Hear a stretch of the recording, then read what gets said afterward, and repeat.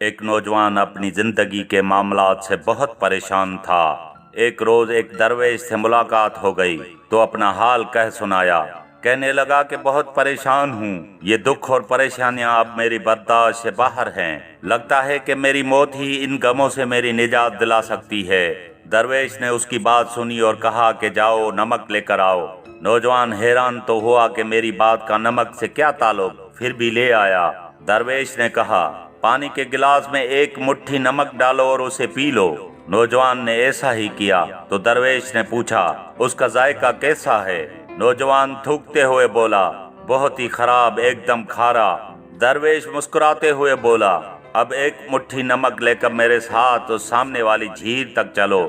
صاف پانی سے بنی اس جھیل کے سامنے پہنچ کر درویش نے کہا چلو اب اس مٹھی بھر نمک کو پانی میں ڈال دو اور پھر اس جھیل کا پانی پیو۔ نوجوان پانی پینے لگا تو درویش نے پوچھا بتاؤ اس کا ذائقہ کیسا ہے؟ کیا اب بھی تمہیں یہ کھارا لگ رہا ہے؟ نوجوان بولا نہیں، یہ تو میٹھا ہے، بہت اچھا ہے۔ درویش نوجوان کے پاس بیٹھ گیا اور اس کا ہاتھ تھامنے ہوئے بولا ہمارے دکھ بالکل اسی نمک کی طرح ہیں۔ جتنا نمک گلاس میں ڈالا تھا اتنا ہی جھیل میں ڈالا ہے، مگر گلاس کا پانی کڑوا ہو گیا اور جھیل کے پانی کو مٹھی بھر نمک سے بھی کوئی فرق نہیں پڑا۔ اسی طرح انسان بھی اپنے ظرف کے مطابق تکلیفوں کا ذائقہ محسوس کرتا ہے۔